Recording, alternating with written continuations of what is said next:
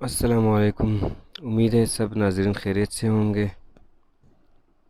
आज के जो जवाबात है वो थोड़ा मिस्टेक हो गया। मैं आपको इस तरह बताऊंगा, आपको इंशाल्लाह समझ आ जाएगा। ऑप्शन नंबर 1 का जो है टेलनार का आंसर जो है आंसर नंबर 1 जो है इसका ऑप्शन है पोर। और क्वेश्चन नंबर 2 का जो आंसर है इसका है 3। और क्वेश्चन नंबर 3 का जो आंसर है वो है 2। और क्वेश्चन नंबर 3 का जो आंसर है वो है 3।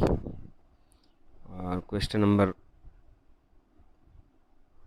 लास्ट का जो है 5 का वो है 1।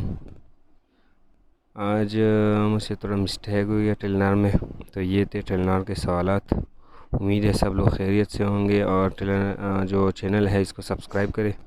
कल इंशाल्लाह इस तरह का होगा जो कल था। इजाज़त चाहूँगा। अल्लाह हाफिज़।